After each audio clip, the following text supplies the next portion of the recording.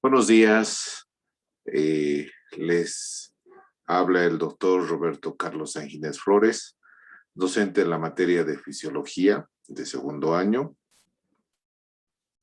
El tema que vamos a explicar el día de hoy forma parte de la unidad de fisiología del sistema digestivo y viene a ser el capítulo 65, que es funciones secretoras del aparato digestivo.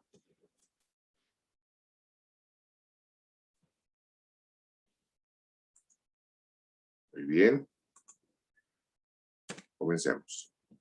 A ver, en toda la longitud, nuestro tubo digestivo va a presentar siempre glándulas.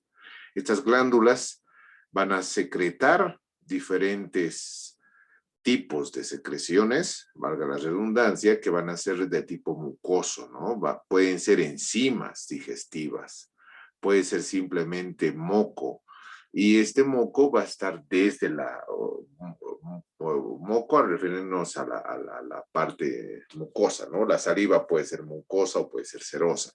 Entonces, desde la boca, pasando por el esófago, el estómago, el intestino delgado, hasta el ano, se podría decir, va a haber glándulas mucosas que se van a encargar de elaborar este moco que va a lubricar y proteger sobre todo al tubo digestivo. Y al margen va a haber enzimas que también se van a localizar desde la boca hasta la última parte del intestino, ¿no? Estamos hablando de enzimas digestivas, que quiere decir que en el ilion, que es parte del intestino, también se van a estar elaborando algunos tipos de enzimas, ¿no? Que intervienen en la digestión. Vamos a ver que existen diferentes tipos de glándulas, ¿no? Las glándulas más simples se denominan glándulas unicelulares o caliciformes. Esas glándulas elaboran principalmente mocos, ¿no? Moco. Y ese moco, como les había dicho, protege y lubrica todo el tubo digestivo. Esas las que se encuentran a todo nivel, las caliciformes unicelulares. Después tenemos también otro tipo de glándulas que se encuentran en invaginaciones del intestino delgado que se denominan criptas de Lieberkühn, y eso ubicado, como les digo, en la parte del ilion y del yeyuno del intestino, que se denominan criptas de Lieberkühn. Luego tenemos a nivel del estómago otro tipo de glándulas, que son glándulas tubulares, ¿no? Estas glándulas tubulares del estómago, por ejemplo, se llaman glándulas oxínticas y glándulas pilóricas. Y también tenemos a nivel de todo el tubo digestivo glándulas grandes, se podría decir mayores, ¿no? Esas glándulas mayores vendrían a ser el páncreas, acá tienen un gráfico, y es un órgano, ¿no? No estamos hablando de un conjunto de glándulas individuales, sino es un órgano que contiene muchísimas glándulas en su interior. También el hígado viene a ser considerado una glándula del tubo digestivo, y las glándulas salivales, que vendrían a ser estas tres, las glándulas mayores. No se olviden, entonces, tenemos unicelulares, tenemos las famosas criptas de Lieberkühn, tenemos las glándulas tubulares y las glándulas salivares mayores. A ver, para que se produzca la salivación, en primer lugar, lo más básico es que tiene que haber presencia de alimento en nuestro tubo digestivo. En el momento que haya esa presencia de alimento, y no solamente, vamos a ver que obviamente la mayor parte de las secreciones van a ser con la presencia del alimento en boca o en esófago o donde en qué parte del tubo digestivo esté, en esa parte se va a secretar. Pero a veces simplemente el cerebro puede ordenar la secreción sin necesidad de que el alimento esté en nuestra boca o en alguna parte del tubo digestivo. Entonces, vamos a hablar de lo que generalmente produce la mayor cantidad de secreción en esta diapositiva, que vendría a ser el alimento entra en el tubo digestivo. Y obviamente van a ver que en el capítulo 63 les han explicado que existe un sistema nervioso entérico o intrínseco, que son neuronas que están localizadas en plexos a lo largo de todo el tubo digestivo, el plexo mientérico de Auerbach y el plexo submucoso de Meissner. Esos dos plexos que están localizados en toda la trayectoria del tubo digestivo, en todos sus órganos, van a reaccionar a la presencia del alimento produciendo secreción, especialmente el plexo submucoso de Meissner. Y gracias a qué tipo de estímulos reacciona este sistema entérico, a un estímulo táctil, a una irritación química o a una distensión de la pared intestinal.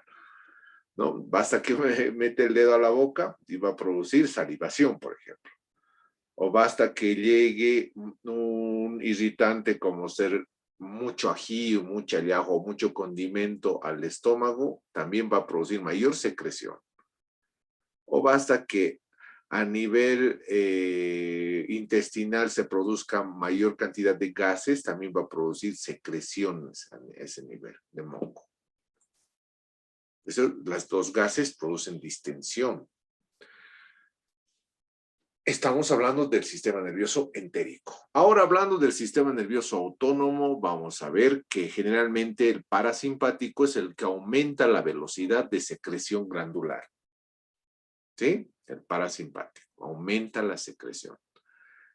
No nos olvidemos que las glándulas salivales principalmente están inervadas por el glosofaringio y el neumogástrico, ¿no? Y no solamente las glándulas salivales, toda la parte inervación de la parte craneal, se puede decir, parte del tórax y parte del estómago o del abdomen alto, que ven, y ahí se encuentra el esófago, está el estómago, el páncreas, es controlado en este caso desde el punto de vista autónomo por el parasimpático.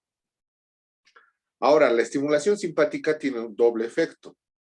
¿Qué quiere decir? Puede producir un aumento leve colaborando con lo que es el parasimpático, ¿no? Pese a que siempre les he indicado yo que el parasimpático tiene una función antagónica al simpático en cualquier órgano. Esta es una excepción en donde el parasimpático a nivel del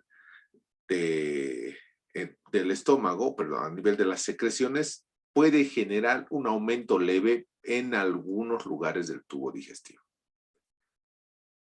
Pero el simpático, estamos hablando del simpático, perdón, induce a la constricción generalmente de vasos sanguíneos, obviamente porque su vasoconstrictor es la noradrenalina, es su neurotransmisor, y de esa manera, con esa vasoconstricción, también reduce el flujo sanguíneo y por ende reduce lo que es la secreción, ¿no? Pero puede producir un aumento leve, ¿no? No se confundan, ¿no?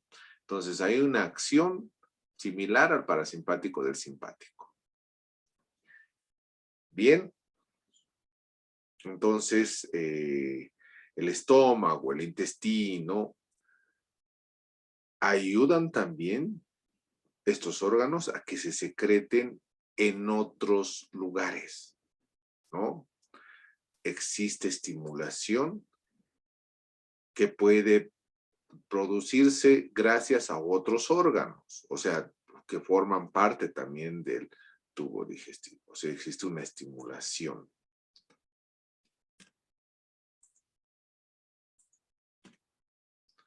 Muy bien. Hablaremos ahora de los mecanismos de secreción de las células. ¿Cómo producen secreción las células? Miren, acá están viendo un gráfico donde es una típica célula. Para empezar, toda célula que tiene que secretar algo tiene que tener todos sus componentes celulares. Un buen núcleo con un retículo endoplásmico rugoso, con bastantes ribosomas porque tienen que elaborar proteínas y enzimas. Tiene que tener un complejo de Golgi o aparato de Golgi que le va a dar a esa producción, le va a dotar de una membrana para que luego por el mecanismo de exocitosis se libere esa secreción. Y ahí estamos hablando de los diferentes tipos de células unicelulares, tubulares, Lieberkühn, acinos pancreáticos. Todas las glándulas tienen que tener sí o sí mitocondrias, tienen que tener un vaso sanguíneo que le aporte todos los nutrientes para elaborar y luego ellos hagan la secreción. Tienen que tener numerosas mitocondrias para que gracias a esta se forme ATP, y ya saben que por el ATP va a salir mediante transporte activo todo lo que es la secreción, ¿no? Por un mecanismo de transporte activo. Entonces, tiene que haber todos estos componentes que son muy importantes. Desde el núcleo pasa la información al retículo endoplásmico rugoso, y con los ribosomas generan todo lo que es la información para la construcción y elaboración de una determinada sustancia. Luego el aparato de Golgi lo que va a hacer es adicionar, modificar levemente esa sustancia elaborada, y generalmente va a producir, le va a dotar de una membrana para que mediante la exocitosis vacíe su contenido dependiendo de qué lugar será. Estamos hablando de glándulas salivales, de células unicelulares, perdón, de glándulas unicelulares que están en el esófago, de glándulas tubulares del estómago, de lo que se imaginen que secreten, tienen que atravesar todo este mecanismo. Obviamente va a variar. Empezaremos desde la parte inicial, desde la boca. Ahí hablamos que la secreción de saliva está dada por las glándulas parótidas, submaxilares y sublinguales. Estas glándulas están localizadas en el cráneo y obviamente producen una secreción de entre 800 y 1500 ml diarios, con un promedio de 1 litro, ¿no? Eso en promedio. Ahora, por situaciones de deshidratación, puede ser que produzca menos. Por situaciones en donde se produce una hipersecreción, pueden producir hasta 2 litros, pero normalmente se puede decir que en promedio se secreta 1000 mililitros o 1 litro de saliva de parte de las tres, sumadas las tres glándulas, ¿no?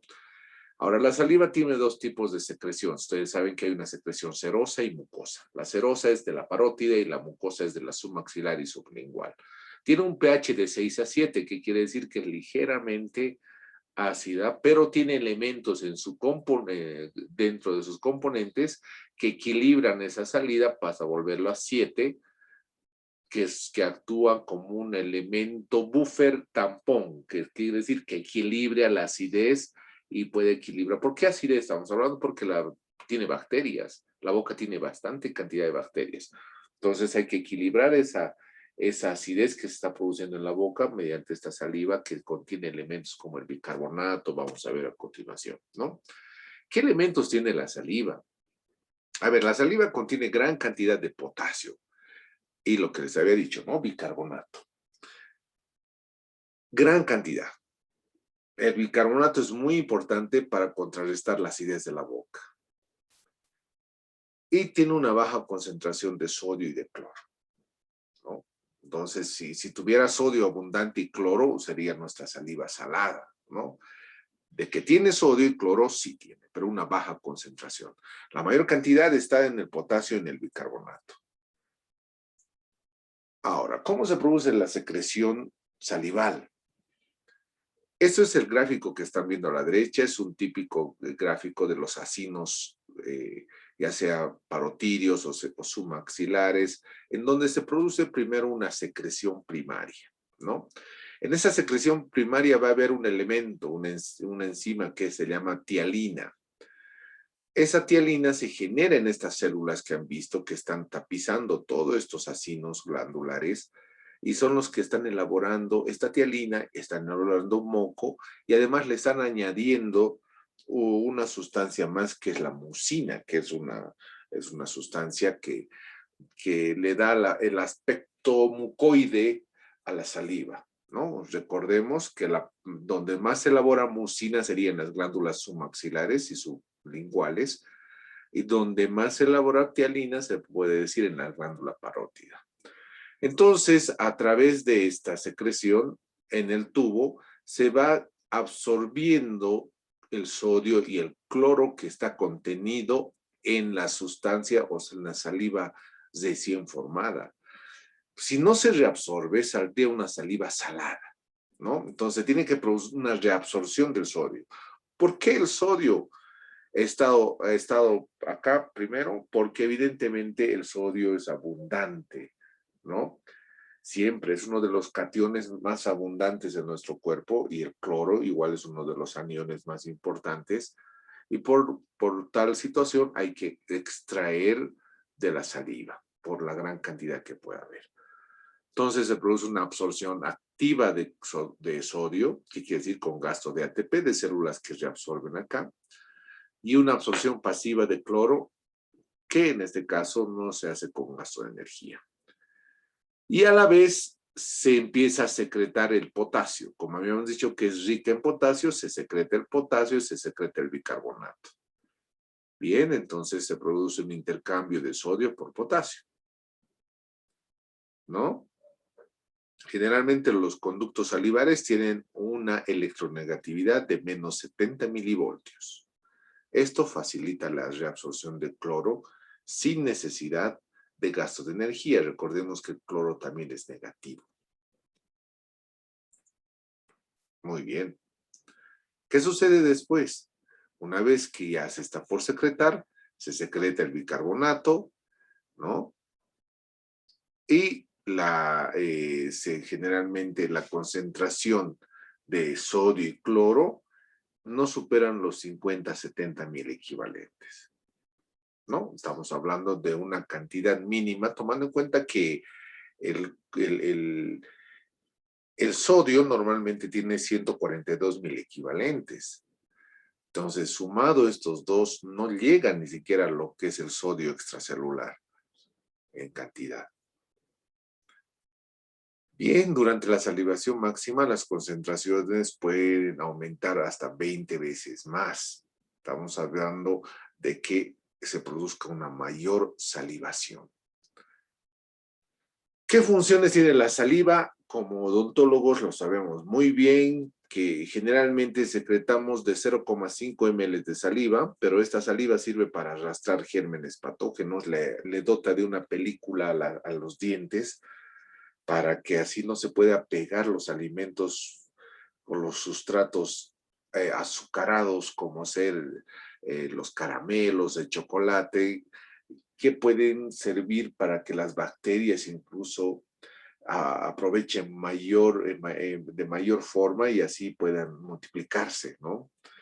Además, contiene iones de tiocianato y enzimas proteolíticas. Estas tienen acción bactericida, matan a las bacterias, ¿no? Tiene anticuerpos porque a nivel del surco crevicular existen linfocitos a nivel de la encía.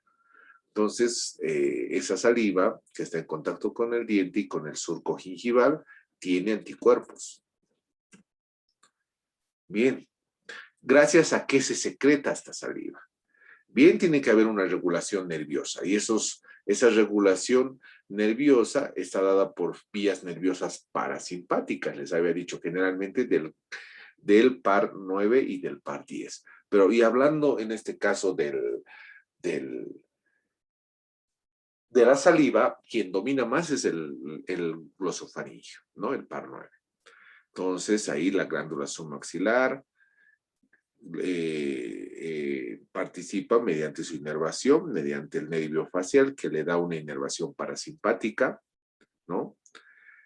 Y gracias a que tienen núcleos localizados en el bulbo y en la protuberancia, ustedes saben que los núcleos de los pares craneales están localizados a ese nivel, se produce esa inervación. Lo importante que ustedes tienen que saber es fibras parasimpáticas, núcleos salivales superiores e inferiores. ¿Localizados dónde? En el bulbo y la protuberancia.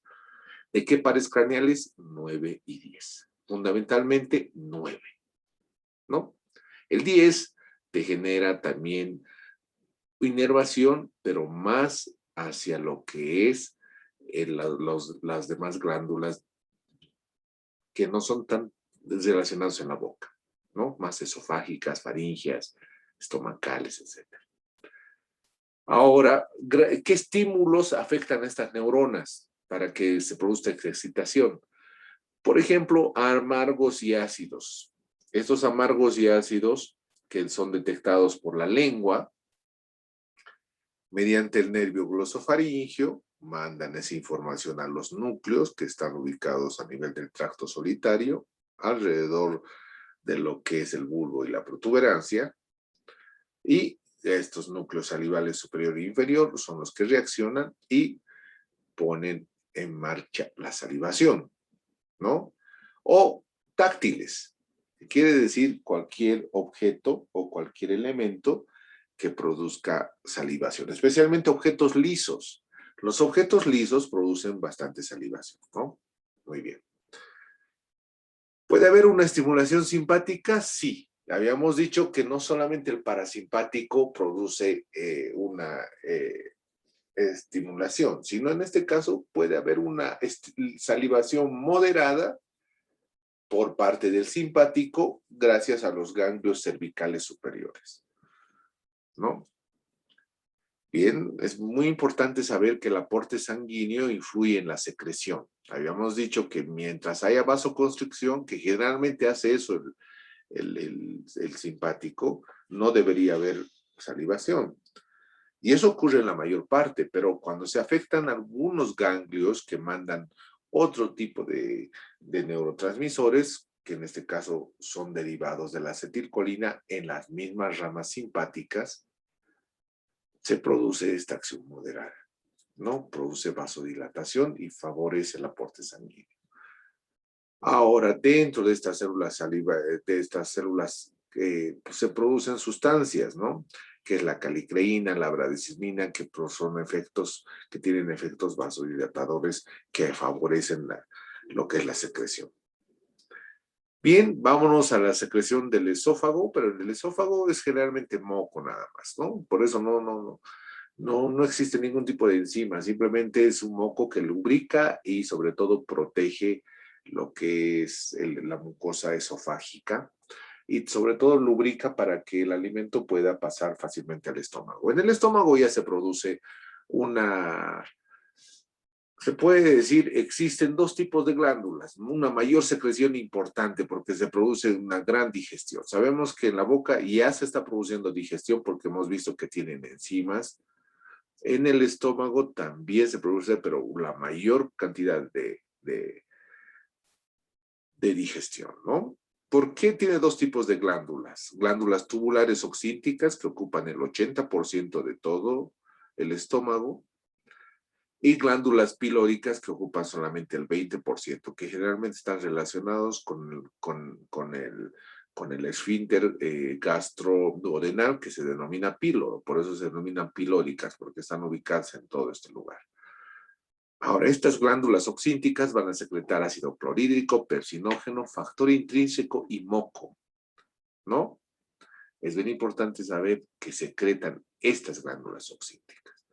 Y mientras que las glándulas pilóricas van a secretar gastrina, van a también secretar una parte de ácido clorhídrico muy mínima y pepsina también, ¿no?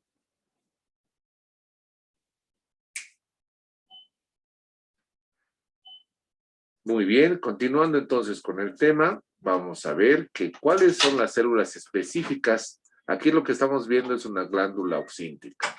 La glándula oxíntica está formado por muchos grupos celulares, si se dan cuenta, ¿no? Esta glándula oxíntica, que está ubicada en el 80%, tiene glándulas mucosas que van a secretar un moco muy resistente porque en el estómago se produce una mayor secreción de ácido. Va a haber glándulas parietales u oxínticas, perdón, células oxínticas y células pépticas. Las mucosas van a producir moco, obviamente tienen que estar localizadas arriba, y las oxínticas van a producir el ácido clorhídrico, ¿no? Y el factor intrínseco, acá está al revés, por favor, quiero que modifiquen, ¿no? Oxínticas, ácido clorhídrico y factor intrínseco. Y las pépticas o principales van a producir grandes cantidades de pepsinógeno, por eso se llama péptica, ¿no? Pepsinógeno. Entonces ahí está una típica glándula oxíntica que tiene abundantes mitocondrias, tiene que tener hartos elementos celulares para que secreten ese ácido clorhídrico, ese factor intrínseco que es bien importante. Ahora, la fuerza principal para la secreción de ácido clorhídrico es la bomba de protones. que es un mecanismo de transporte activo que ayuda a formar esta cantidad de ácido clorhídrico. El ácido clorhídrico tenemos que entender que es muy, pero muy ácido, ¿no? ¿Cómo se forma este ácido clorhídrico? Lo que generalmente tiene que haber agua y se va a disociar en lo que es hidrógeno y oxidrilo. Entonces, a través de unos canalículos que están localizados a nivel de esta membrana celular, es donde se va a hacer un intercambio entre lo que es el hidrogenión, entre lo que es el potasio y el ATP, hasta que es una enzima que va a disgregar o va a hacer que se produzca esa formación de energía, ¿no? Que ha sido elaborado gracias a las mitocondrias. Una vez que se produce eso, se puede decir que a través de la membrana vasolateral se produce la secreción de lo que es el ácido clorhídrico. Hay que entender que es un proceso bastante importante en la célula parietal u oxíntica, ¿no? Que es simplemente donde participan elementos muy importantes como ser el sodio, el cloro, el bicarbonato, agua, potasio, y donde se genera bastante cantidad de ATPs o se gasta bastante cantidad de ATPs. Entonces, todo eso, esto es un mecanismo bastante complejo de bombeo, por eso se llama, existe una bomba de protones, bombeo de hidrogeniones al exterior de la célula, mediante esta unión, enlace hidrogenión, potasio y ATPasa, permite que se vaya acumulando radicales oxidrilos y permite que mediante una enzima que es la anidrasa carbónica, se vaya formando lo que es el proceso de formación del ácido clorhídrico. O sea, es un poco complicado porque estamos hablando de química, ¿no? Ahora, ¿cuáles son los factores que estimulan la secreción gástrica? ¿Por qué tiene que haber secreción? Porque generalmente es, ya saben, el estímulo parasimpático. Tiene un neurotransmisor que es la acetilcolina. Y gracias a esa acetilcolina, estas células que han visto mediante todo ese mecanismo de transporte de sodio, de potasio, va a producir, va a hacer que secrete ácido clorhídrico, va a hacer que secrete ya sea moco por las células mucosas del cuello, ácido clorhídrico por las células oxínticas, pepsinógeno por las células pépticas. Además, va a producir histamina y gastrina, que son hormonas que han visto que tienen funciones muy importantes. Y en el primer tema, ¿no? ¿Cómo se produce la secreción y la activación del pepsinógeno? El pepsinógeno es secretado por las células pépticas. Y cuando entra en contacto con el ácido clorhídrico y ha sido secretado este ácido clorhídrico, va a hacer este ácido clorhídrico va a hacer que el pepsinógeno se convierta en pepsina. Entonces, pepsinógeno más ácido clorhídrico es pepsina, y la pepsina es una enzima proteolítica muy importante, ¿no? Especialmente activada en medios ácidos, que quiere decir en un medio ácido que corresponde al medio ácido del jugo gástrico, porque tiene abundante ácido clorhídrico, ¿no? Si el pH subiera más allá de 5, se inactiva esta pepsina. ¿Por qué es tan importante la pepsina? Como les digo, es una enzima proteolítica, digiere las proteínas. Es lo mismo, ¿no? A ver, ¿dónde encontramos pepsina nosotros? Encontramos un elemento similar a la pepsina, es la papaína, por ejemplo. La papaína es una enzima que tiene una estructura, se podría decir, y una función similar a la pepsina. Y esta papaína se encuentra, por ejemplo, en la fruta papaya. ¿Y para qué utilizan la papaya? Generalmente para ablandar la carne. Lo que está haciendo las mamás, las cocineras, el chef, cuando le coloca papaya a una carne cruda, es hacer lo que hace nuestro estómago, colocarle pepsina a, a las proteínas que generalmente están en la carne, ¿no? Si estamos hablando de carne. Lo que hace la papaya es deshacer la carne. Es lo mismo que hace la pepsina entonces en nuestro estómago. Es una enzima proteolítica, no se olvida. Además de que, hablando de nuevo de las células oxínticas que producen ácido clorhídrico, también producen factor intrínseco. Y el factor intrínseco es muy importante porque absorbe vitamina D a nivel del intestino delgado, o sea, a nivel del hilo, ¿no? Entonces, cuando hay una destrucción de estas células del estómago por cualquier razón, gastritis, tumores o cualquier enfermedad gástrica, generalmente ya no se produce esta, este factor intrínseco que es tan importante para evitar la anemia porque absorbe la vitamina B12 y la vitamina D, ¿no? Entonces produce una anemia perniciosa.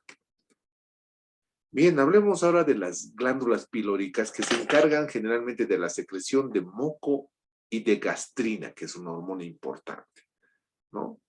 ¿Quiénes estas células que se producen acá, pilóricas, son las que producen gastrina? Y la gastrina es una hormona que ayuda a que se secrete pepsinógeno, ayuda a que se secrete moco, ayuda a las células parietales y a las peptídicas. O sea, si se dan cuenta, elabora estas células algo que se ayuda a sí mismo, al estómago, a elaborar más.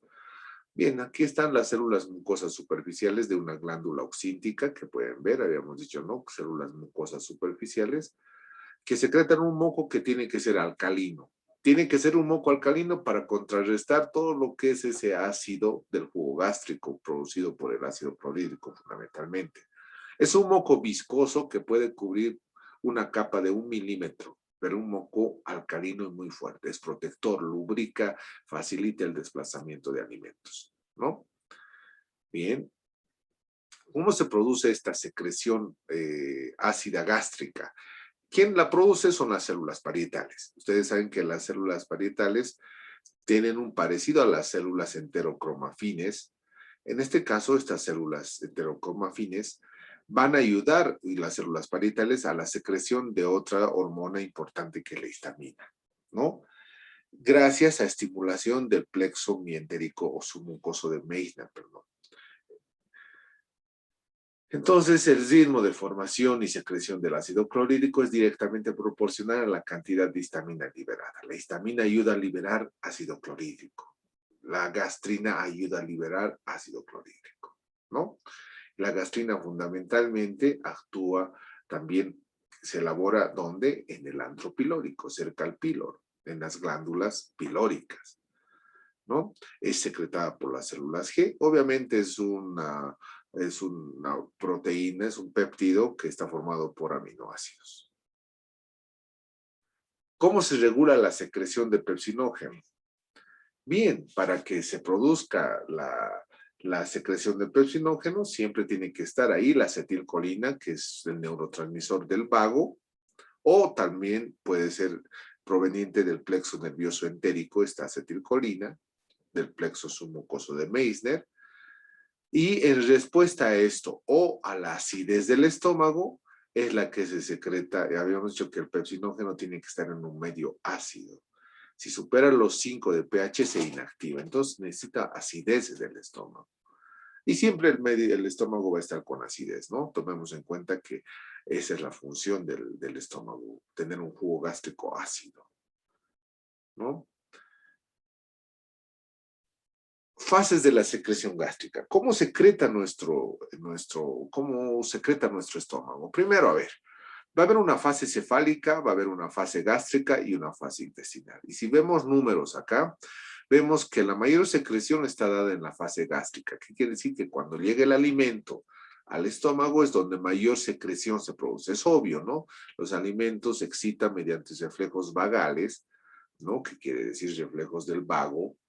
Reflejos del neumogástrico que excitan los núcleos salivales y los núcleos y los núcleos en sí que producen secreción de todo lo que es el estómago también, ¿no? Y la gastrina actúa ahí.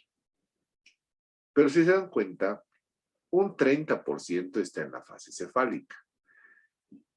Ver comida, oler comida, ¿no? O saborear un poco de comida hace que un 30% de esa secreción ya se dé en el estómago.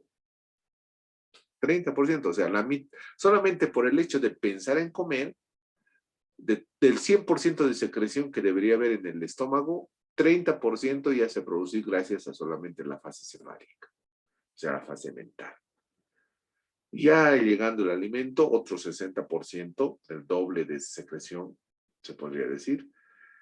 Y cuando el alimento ya sale del estómago y llega al duodeno, sigue habiendo una pequeña secreción de jugo gástrico, 10%. Esa se llama fase intestinal. ¿Por qué es fase intestinal? Porque el alimento ya pasó al intestino. ¿Por qué se llama fase cefálica? Porque estamos pensando, oliendo o imaginándonos comida y en el estómago ya hay un 30% de secreción. Estamos hablando de secreción gástrica. Y la mayor se produce obviamente a nivel del estómago. Bien, entonces, digamos, está explicando acá cómo esa conexión puede afectar en un 30% la fase cefálica, un 60% la fase gástrica, gracias a la estimulación de las hormonas gastrina e histamina, se han dado cuenta, y un 10% a lo que es la fase intestinal. Ahora, como hay secreción, también puede haber inhibición de la secreción gástrica por algunas situaciones o factores. Por ejemplo, el reflejo enterogástrico, que lo han visto en el capítulo 63, es un factor que produce inhibición gástrica, o sea, no se produce secreción gracias a este reflejo enterogástrico. Ahora, este reflejo enterogástrico se puede iniciar, ¿por qué? Porque hay una distensión del intestino delgado, o sea, el intestino delgado está lleno, está distendido, lleno, puede ser de gases, puede ser de alimentos que están ahí, y eso hace que se active este reflejo. Puede haber presencia de ácido en esa porción. O sea, que está viendo mucho ácido que está saliendo del estómago en gran cantidad. Y por eso le dice al estómago, manda esa señal, ese reflejo, que el estómago no se mueva, no secrete, ¿no? O presencia de productos de degradación o irritación de la mucosa intestinal, sobre todo. Ahora, la presencia de ácidos, de grasas, de productos de degradación de proteínas hiperosmóticas, liberan hormonas. ¿Qué hormonas, por ejemplo? La secretina. Las secretinas, en base a todo lo que aquí está en amarillo, se ha liberado y la secretina también inhibe la secreción del estómago. También hay un péptido insulinotrópico dependiente de la glucosa que también inhibe la secreción gástrica. También hay un polipéptido intestinal vasoactivo que lo inhibe y la somatostatina. Estas sustancias son las que inhiben la secreción al margen del reflejo enterogástrico. Vámonos con el páncreas.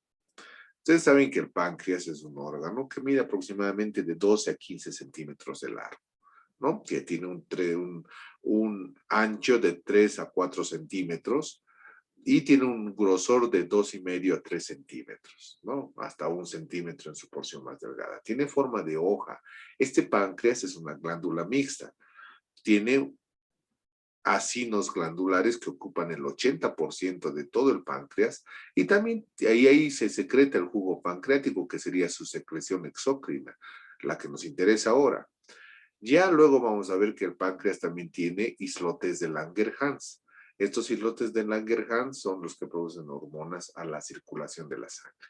Lo que nos interesa ahora es la parte exócrina, estos acinos glandulares que producen jugo pancreático, ¿no? Que este jugo pancreático pues, tiene enzimas digestivas muy importantes. ¿Qué enzimas?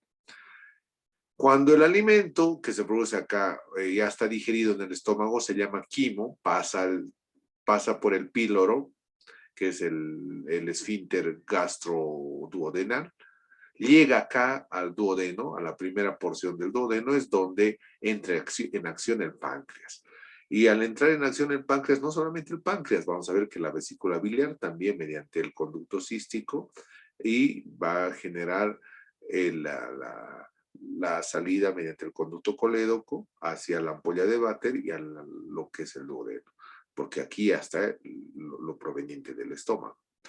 Entonces, dependiendo si mi alimentación tiene grasa o tiene proteínas o carbohidratos o tiene los tres o solamente dos, dependiendo de lo que esté acá y ahora acá, se liberan estas enzimas en el jugo pancreático. Para grasas está la lipasa pancreática, la colesterolestereasa y la fosfolipasa. Para proteínas están enzimas muy importantes, por eso están ahí tremendamente peligrosas porque deshacen fácilmente los péptidos de los aminoácidos y proteínas. Ahí está la tripsina, la quimiotripsina, la carboxipolipeptidasa, que son enzimas que digieren proteínas, no se olviden. Y para los carbohidratos tenemos la amilasa pancreática, fundamentalmente, que hidroliza los carbohidratos para formar disacáridos como la lactosa y la sacarosa. Entonces, dependiendo del alimento que esté presente acá, este páncreas trabaja bastante. ¿Qué quiere decir? Que si, digamos, yo consumo mucha comida, mi páncreas también trabaja. Si tengo muchas grasas, muchas proteínas, muchos carbohidratos, en ese jugo pancreático está todo esto mezclado. No es que salen solamente estitas o estitas, no, sale todo de golpe. Pero a veces uno puede consumir determinada cantidad de alimentos, entonces tiene que salir gran cantidad de jugo pancreático, se llama, ¿no? Ahora, este jugo pancreático tiene una sustancia que se llama bicarbonato al margen. El bicarbonato contrarresta la acidez que el quimo acá que está saliendo también con jugo gástrico, que es ácido clorhídrico, pero gracias a que el páncreas tiene bicarbonato, elabora bicarbonato, ese bicarbonato neutraliza esa acidez proveniente del estómago y de esa manera evitamos que se dañe todo el epitelio duodenal. Bien, las células pancreáticas sintetizan las enzimas proteolíticas en sus formas inactivas. ¿Qué quiere decir esto? Tiene que haber, el páncreas es un órgano que tiene enzimas muy poderosas, muy fuertes. Entonces, estas enzimas generalmente las más fuertes son las proteolíticas. Proteolíticas significa que destruyen proteínas. Y ahí están la tripsina, la quimiotripsina y la policarboxipeptidasa, ¿no?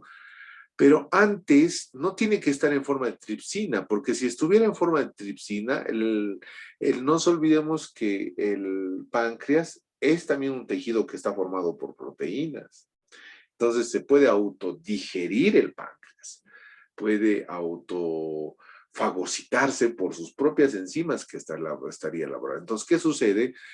Estas enzimas primero están formadas por tripsinógeno. Por ejemplo, la tripsina no está en forma de tripsina, está en forma de tripsinógeno, ¿no? Está en forma inclusive de quimiotripsinógeno, que es un compuesto inactivo, ¿no? Está en forma de procarboxipeptidasa, de proelastasa, ¿no? Entonces, una vez que este elemento inactivo está por salir del páncreas, lo que se hace es que se añaden sustancias como la enteroquinasa, que hace que el quimiotripsinógeno se transforme en tripsinógeno y luego en tripsina, ¿no? Y esta tripsina hace que se transforme en quimiotripsina y que el procarboxipeptidasa se transforme en carboxipeptidasa y la proelastasa se transforme en elastasa y se ha vuelto activo. Y eso lo hace para que cuando están inmediatamente por salir hacia lo que es el duodeno, ¿no? Entonces la tripsina es un inductor para que se activen unas sustancias que antes era quimiotripsinógeno. Con la tripsina se vuelve quimiotripsina. La procarboxipeptidasa se vuelve carboxipeptidasa y la proelastasa, elastasa. Todos son enzimas proteolíticas. Por eso, y además de que hay un inhibidor de la tripsina. Hay una sustancia que se llama inhibidor de la tripsina que impide la digestión del propio páncreas, ¿no?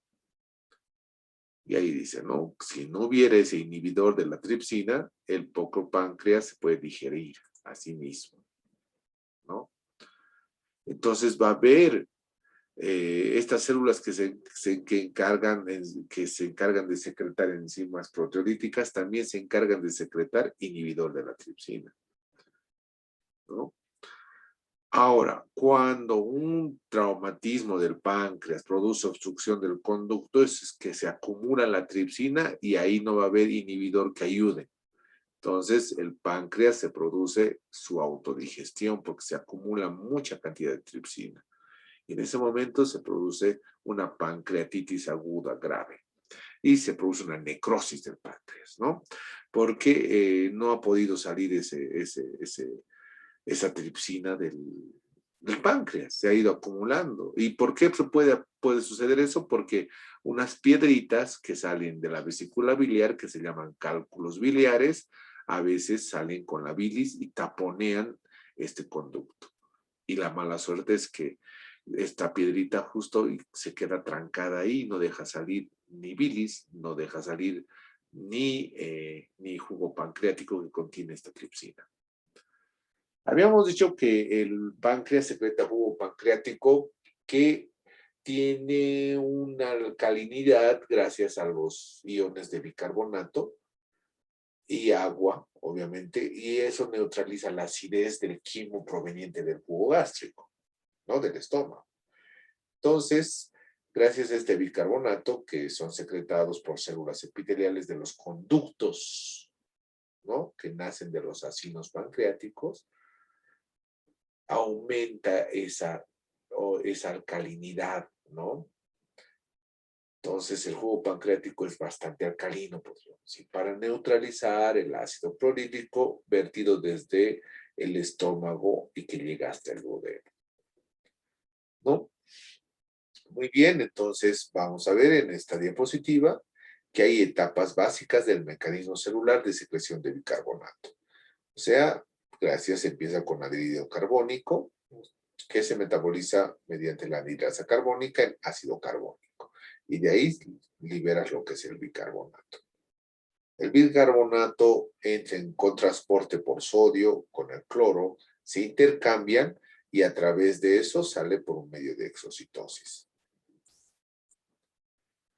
La regulación de la secreción pancreática. La secreción pancreática existen básicamente estímulos básicos para su secreción.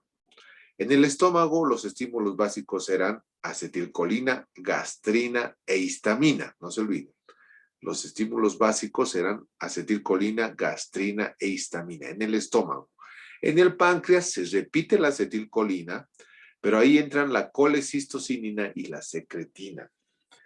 Entonces, la acetilcolina ya saben que es un neurotransmisor parasimpático. La colecistocinina es secretada por el duodeno, por la mucosa del duodeno, por las células duodenales, y ayuda a que el páncreas también secrete su jugo pancreático. Y la secretina, que también es secretada por las células del duodeno, del intestino delgado. Entonces, toda esa secreción, gracias a la acetilcolina, gracias a la colecistocinina y a la secretina, y la secretina fundamentalmente es la que ayuda a la secreción del bicarbonato, y la acetilcolina y la colecistocinina en sí de las otras enzimas. Fases de la secreción pancreática. Existen fases, como habíamos visto en el estómago, las mismas fases. La fase cefálica, la fase gástrica y la fase intestinal. Y obviamente la fase de mayor producción de jugo pancreático tiene que ser la fase intestinal porque el alimento está presente en el intestino. ¿Hay una fase cefálica? Sí, que es la menor. Obviamente, cuando uno piensa en comida, también nuestro páncreas empieza a secretar. Cuando está el estómago, la comida en el estómago, el páncreas también secreta una gran cantidad, porque ya está preparando el terreno para el quimo que va a venir con ácido. Y ya cuando está el alimento en el intestino es donde se produce una mayor secreción. ¿no? Entonces ahí están las fases, ¿no? Que generalmente la mayor parte de secreción está dada a nivel intestinal, ¿no? ¿Cómo se produce esta secreción? La acetilcolina, ya sea la secretina o lo que es la colecistocinina, van a mandar señales. Estas señales van a ser captadas por el sistema nervioso, van a hacer que los ácidos pancreáticos produzcan su secreción. Y obviamente esa secreción va a ser una mezcla de agua, de enzimas, de bicarbonato. Una fase gástrica, donde se produce un 5 a un 10% de la secreción. La fase cefálica un 20%. Y la fase intestinal es donde se produce mayor secreción, una secreción copiosa, gracias a la hormona secretina fundamentalmente. Entonces la secretina estimula la secreción copiosa de iones de bicarbonato, habíamos dicho, ¿no? El bicarbonato ayuda a neutralizar el quimoácido del estómago. Entonces, este es el componente, cómo está formado la secretina, pero no es necesario que nos aprendamos los pesos moleculares, simplemente la importancia que tiene este bicarbonato para evitar lo que es la acidez del ácido clorhídrico del jugo gástrico. Bien, entonces no olvidemos que la secretina ayuda a secretar ion bicarbonato, ¿no? Y todo esto se vacía en el duodeno, elevando el pH de una desde 4 hasta 5, llevándolo hasta 5. Recordemos que la pepsina se inhibe con lo que es el 5. Entonces, si puede haber pepsina a nivel del duodeno que salga con el jugo gástrico, ya está inactivo, ¿no? Cuando el pH baja de 3 es cuando se libera mayor cantidad de bicarbonato de parte del páncreas, del jugo pancreático. No se olviden que los lugares donde se produce la secreción son los mismos conductos. Las células de los conductos producen este abundante jugo que tiene bicarbonato sódico, ¿no? Muy bien. Entonces, para la elaboración de este bicarbonato tiene que participar muchas sustancias. Estamos hablando del ácido carbónico. Este ácido carbónico, que en realidad forma parte incluso de ¿dónde podemos encontrar ácido carbónico? En la misma sangre, en el anhídrido carbónico, el dióxido de carbono. Eso es utilizado para formar el bicarbonato, y eso lo hacen las células porque están rodeadas de vasos sanguíneos que contienen sangre, que obviamente que está circulando por todo el cuerpo y obviamente está circulando por el páncreas, ¿no? La colecistocinina. La colecistocinina es una hormona que ayuda a que el páncreas también secrete sus otras enzimas, donde se elabora esta colecistocinina denominada también CCK, se elabora en las células duodenales, ¿no? En las células I se denomina estas células del IE1 y del duodeno, ¿no? ¿Qué hace que se libere esta colecistocinina? Principalmente grasas y proteínas, proteosas, peptosas y ácidos grasos. La colecistocinina se libera e induce a que haya una 70-80% de secreción de las enzimas pancreáticas. Es la que más secreta. Entonces, si yo les preguntara, ¿quién ayuda a secretar más? Es la colecistocinina. La secretina ayuda a secretar más bicarbonato, ¿no? Y la acetilcolina ayuda a la colecistocinina, pero de menor manera. Entonces, ahí está, ¿no? Las diferencias entre los efectos estimulantes de la secretina y de la colecistocinina.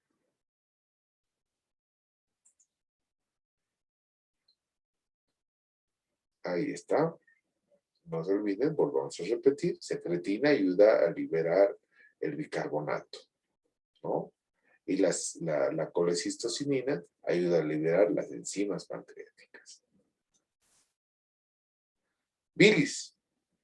Ya que estamos hablando del páncreas, también tenemos que hablar de la bilis, ¿no? A ver. ¿Cuánto de bilis se produce? Generalmente esto se produce en el hígado. Producen la secreción de bilis entre 600 y 1000 mililitros por día, ¿no? Como la saliva, se podría decir. Esta secreción de bilis contiene bastantes ácidos biliares. Vamos a ver que contiene productos de desecho de la sangre, como es la bilisubina. Puede tener algunos elementos de desecho de medicamentos, agua, sodio, potasio, cloro, tiene lecitina, tiene grasas en sí, tiene bastantes elementos, ¿no? ¿Cómo se produce la secreción? Generalmente el hepatocito, que es una célula, en su porción inicial, secreta que ácidos biliares, colesterol, que tiene y que van a pasar por los canalículos biliares, y se van adicionando que sodio, bicarbonato, se va a adicionar sodio, potasio, lecitina, todo lo que es bilisubina, todos estos elementos, ¿no? Va a llegar hasta una bolsita, porque tiene que tener una bolsita de acumulación. La capacidad máxima que tiene esta bolsita es de 30 a 60 ml. Esta vesícula biliar es la que va a almacenar bilis, porque a veces nosotros consumimos de golpe alimentos que contienen mucha grasa y que generalmente esta bilis sirve para emulsionar esa grasa o para dividir la grasa. La cantidad de bilis que puede almacenarse en ella equivale a producida durante 12 horas, que quiere decir que puede llegar a producirse en 12 horas 450 ml de cantidad de bilis que puede almacenarse, ¿no? Ahora, la mucosa vesicular absorbe continuamente agua, sodio, cloro, incrementa su concentración de colesterol, lecitina, bilirrubina, todo eso ya a nivel de la vesícula biliar. Entonces, la bilis se concentra casi 5 veces más, o aunque en ocasiones alcanza el máximo de 20 veces más a nivel de la vesícula biliar, más que los canalículos. ¿Qué tiene la bilis? ¿Cuál es la composición de la bilis? Se dan cuenta, la mayor parte, ya sea de la bilis proveniente del hígado y de la bilis propia vesicular, porque es la que se añaden más sustancias. Por ejemplo, las sales biliares se añaden en mayor cantidad a nivel de la vesícula. La bilisubina igual se añade más 0,3 en la vesícula. Si se dan cuenta, la bilis que sale del hígado tiene menor cantidad de bilisubina y menor cantidad de colesterol. Hay mayor cantidad que se añade a nivel del epitelio vesicular, ¿no? Lo mismo sucede a nivel de los ácidos grasos. En otras palabras, a excepción del sodio, que disminuye o se absorbe el sodio, la mayor cantidad o una bilis menos concentrada es la que sale del hígado. Luego se va concentrando en la vesícula biliar, ¿no? Va aumentando el potasio, va aumentando el calcio. Gracias a este calcio es que se producen los famosos cálculos biliares, ¿no? Entonces, estos son los componentes. Y les preguntamos cuáles son los componentes de la bilis: sales biliares, bilisubina, colesterol, ácidos grasos, sodio, potasio, cloro, bicarbonato, ¿no? Etcétera. ¿Cómo se produce el vaciamiento de la vesícula? Cada vez que nosotros consumimos, por ejemplo, grasas, es donde más trabaja la vesícula. Y gracias a una enzima, a una hormona que habíamos visto que se produce en el duodeno, en las células I, la colecistocinina es la que ayuda a que se produzca mayor secreción de, que se vacíe la vesícula biliar y que expulse su contenido, que es bilis, ¿no? Entonces, la colecistocinina es fundamental para esto. Ahí está. Función de las sales biliares en la digestión y en la absorción de grasas. ¿Qué hacen las sales biliares? O sea, ¿qué hace la bilis en sí? Las sales biliares están en la bilis. Entonces, estas sales biliares están formadas en las células hepáticas, en los hepatocitos, ¿no? Ahora, para formar estas sales biliares tiene que haber colesterol, ¿no? Y obviamente está relacionado muy bien con las grasas, ¿no? Lo que va a hacer es que este colesterol más un ácido que es el ácido cólico y formen ácidos biliares conjugados y que se van a secretar a nivel de los conductos hepáticos y van a llegar a la vesícula biliar, ¿no? Esta formación va a tener dos efectos muy importantes en el tubo digestivo. Primero, va a tener una acción detergente en la grasa, va a emulsionar la grasa, va a separar las moléculas, en otras palabras, las vuelve más pequeñas, disminuye la tensión superficial de las partículas. O sea, es como estuviéramos agarrando detergente para la grasa. ¿Qué hace el detergente en la grasa? La elimina, ¿no ves? La va separando y la va eliminando. Lo mismo quiere hacer la bilis, disgregar la grasa y transportarla en sus elementos más pequeñitos, que inclusive ya esos elementos en el estómago ya se han vuelto más pequeños, pero con la emulsión de la bilis se hacen más pequeños para que puedan ser absorbidos por el intestino. Entonces, las sales biliares ayudan a la absorción de ácidos grasos, de monoglicéridos, de colesterol y a nivel del intestino delgado, ¿no? E inclusive forman, gracias a esta unión, estas famosas micelas, que debido a su carga eléctrica son favorecidos para su absorción, para su transporte, ¿no? Bien, estas sales biliares, o sea, esta bilis, eh, va a volver varios de sus componentes gracias a que existe un circuito sanguíneo que es el circuito enterohepático, ¿no? Este circuito sanguíneo que forma parte de la circulación esplácnica hace que se produzca una reabsorción de los componentes de la bilis para que puedan ser retornados hacia el hígado, ¿no? Y puedan excretarse de nuevo para formar nueva bilis.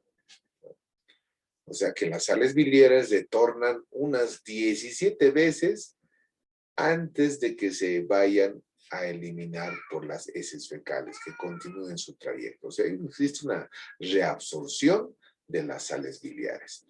Es muy importante para que el hígado no esté constantemente elaborando el reciclaje, se podría decir, de lo que es estas sales biliares, que son reabsorbibles bastante, ¿no? Función de la secretina en el control de la secreción biliar. La secretina también es importante porque estimula los ácidos biliares para que se vayan y sean componentes de la bilis. ¿Estimulan la secreción pancreática? Sí, habíamos dicho que la secretina, especialmente a nivel de lo que es el jugo bicarbonato, ¿no? Del bicarbonato sódico. Y aumentan la secreción biliar, eso lo estamos repitiendo, ¿no? La secreción hepática de colesterol y formación de cálculos biliares. Ahí. Las sales biliares se forman en los hepatocitos, ya habíamos dicho eso. ¿A partir de qué? A partir del colesterol. El colesterol en sí, como es una grasa, y es una grasa pura, es insoluble al agua. Pero se combina con las sales biliares y la lecitina de la bilis, formando lo que habíamos dicho que eran unas famosas micelas. ¿Cuáles son las causas de los famosos cálculos biliares? Por ejemplo, una absorción excesiva de agua de la bilis. Y esa absorción se da por el mismo epitelio de lo que es la vesícula biliar. Al haber absorción, se produce el calcio, se manifiesta más el calcio, ¿no? También va a haber una absorción excesiva de ácidos biliares y obviamente tiene que haber mucho colesterol para que se mezcle con el calcio y empiece a producir eso. Para eso también puede haber una colaboración del epitelio que se inflama. Todos estos conjuntos de situaciones que se da o cualquiera de estas puede producir los famosos cálculos biliares. Estos cálculos biliares que pueden ser únicos, que pueden ser de diferente tamaño, piedritas, que como les había mencionado, pueden llegar a salir e irse por la defecación. Pero algunas piedritas no salen por su tamaño, pero algunas pueden salir y un determinado conducto taponean. Taponean. Si taponean acá, ya no va a haber secreción de bilis, y esto es peligroso porque la bilis tiene que salir para los alimentos. Si taponean acá, es mucho más peligroso porque están taponeando el conducto pancreático y eso se inflama acá y se produce una pancreatitis aguda, con lo que les había dicho, la necrosis pancreática. Bien, ya hemos llegado al intestino delgado. Obviamente el duodeno formaba parte del intestino delgado, pero luego entramos al yeyuno, ¿no? El yeyuno, que es la mayor parte del intestino delgado, tiene glándulas de Brunner que secretan moco, fundamentalmente bronco, ¿no? Estas glándulas de Brunner ayudan a este moco para que sea un moco deslizante, lubricante y protector, ¿no? Alcalino sobre todo. Sigue siendo un estímulo. Hay estímulos táctiles o irritantes para que se produzca moco en gran cantidad, ¿no? Irritantes provenientes ya sea del duodeno. La estimulación del vago obviamente aumenta la secreción. La estimulación gástrica, la secreción gástrica también aumenta. Las hormonas gastrointestinales como la secretina es la que más aumenta, ¿no? ¿Qué función tiene este moco de las glándulas de Brunner, ¿no? Protege la pared duodenal frente a la digestión porque el jugo gástrico es muy ácido procedente del estómago. Pese a que el jugo pancreático lo neutraliza, no nos olvidemos que ya no hay páncreas que nos ayuden en el intestino. Entonces tiene que haber un moco bien potente para proteger, ¿no? ¿Tiene que tener bicarbonato este moco? Sí, va a tener cantidad de... que ayuda a la secreción pancreática y a la secreción biliar que también tienen bicarbonato y así neutralizan el ácido clorhídrico que obviamente es sumamente cáustico, ¿no? Evita que se produzcan úlceras, ¿no? Entonces, va a haber jugos digestivos que se van a producir en las famosas criptas del Lieberkühn, que son esos tipos de células glandulares que están localizados a nivel intestinal. Ahí están las células caliciformes, células que van a producir diferentes mucosas, secreciones mucosas, ¿no? Ahí están los enterocitos, las famosas células de Paneth, etcétera, ¿no? Las células caliciformes ya saben que produce un moco que protege, los enterocitos que secretan fundamentalmente agua y electrolitos. Eso es muy importante saber que cuando a veces unos alimentos son muy dañinos o presencia de bacterias, hacen que estos enterocitos secreten en mayor cantidad agua y electrolitos y ahí se producen las famosas diarreas, ¿no? Porque estamos perdiendo líquido en forma de agua, obviamente, y electrolitos como el sodio y el potasio. Y eso puede llegar a desequilibrar el cuerpo de la persona, produciéndose la muerte, inclusive si estamos hablando de infantes que pueden morir por diarreas intensas, ¿no? Bien, ¿cómo se produce esa secreción de líquido acuoso? Mediante dos procesos, principalmente el proceso de secreción activa de iones, ya sea de iones de sodio, de iones de cloro, ¿no? Además de que va a haber una secreción activa de iones de bicarbonato. ¿Qué enzimas digestivas también hay a nivel del intestino delgado? Existen enzimas, sí. Ustedes me dirán, doctor, pensábamos que solamente la digestión se producía hasta el duodeno y no en el intestino delgado, que el intestino delgado era solamente para absorber todo lo que ha hecho el resto. Existen enzimas. Y estas enzimas, por ejemplo, son las peptidasas, que si llegan algunos aminoácidos, estas peptidasas se activan y siguen digiriendo en el mismo intestino delgado. La sacarosa, la maltosa y la isomaltosa y la lactasa son compuestos que se localizan a nivel igual de las criptas, produciendo esa digestión, o incluso de grasas, lipasa intestinal, que va a dividir o escindir las grasas neutras, ¿no? Entonces, si se dan cuenta, tenemos diferentes elementos. Se regula el intestino, su secreción mediante reflejos nerviosos entéricos locales, estímulos táctiles o irritantes provenientes ya sea del quimo o del quilo que se está formando en el duodeno.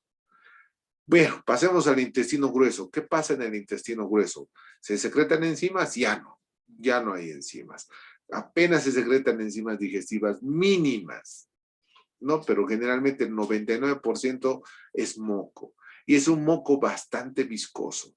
¿Contiene criptas de Leverkuhn? Sí, tiene criptas de Leverkuhn, pero en este caso carece de vellosidades. Contiene células mucosas que solo secretan moco y un moco muy viscoso, muy adherente, porque ayuda a formar las heces fecales, ¿no? Ahora, esta secreción está dada principalmente por una estimulación táctil directamente de la superficie de la mucosa del intestino grueso, ¿no? O puede estar derivada por reflejos nerviosos que están relacionados. Esta inervación de lo que es la parte del colon está dado por nervios pélvicos que transmiten inervación parasimpática, ¿no? Y que ayudan a que se secrete moco. Este moco, por si acaso, es bastante viscoso, ayuda a proteger la pared, es un moco adherente, les había dicho, que ayuda a formar la materia fecal, a reunir la materia fecal. Es un moco que protege la pared intestinal, porque no nos olvidemos que hay mucha cantidad de bacterias, gran cantidad de bacterias a nivel del colon. Tiene que haber entonces una barrera que mantenga separado el intestino de lo que es las bacterias que están en el intestino grueso, ¿no? Ahora, cuando se produce la diarrea, es generalmente por irritación del colon, ¿no? Y del intestino delgado, y del intestino grueso, obviamente. Puede ser una enteritis del intestino delgado por una infección bacteriana. La mucosa en este caso secreta agua. Las células entéricas secretan bastante cantidad de agua y electrolitos, ¿no? Se secreta también un moco alcalino para evitar es una forma de alarma del intestino de secretar ese moco, ¿no? Pensando que puede ser una excitación ácida la que está produciendo esto. Entonces, el problema de la diarrea es que se va a secretar agua, hay deshidratación del cuerpo. Y electrolitos, pérdida de electrolitos, fundamentalmente, ¿cuál es? El sodio y el cloro, ¿no? Y potasio. Entonces, por eso cuando una persona tiene diarrea, se queda sin agua, se deshidrata y se queda sin electrolitos. Y le dan, ¿qué? Sales de deshidratación oral, que simplemente es sodio y cloro, agua con sal, ¿no? ¿Para qué se produce la diarrea? Comúnmente la diarrea es una forma de evacuar todas las bacterias o algo que estás eliminando el factor que está produciendo irritación.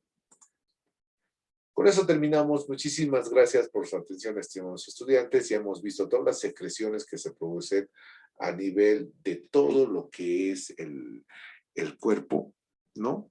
Les agradezco por su atención a nivel de todo lo que es el tubo digestivo. Cualquier duda, cualquier sugerencia, estamos prestos para producir, liberar esa duda, ese comentario que tuvieran. Muchísimas gracias por su atención. Hasta otra oportunidad.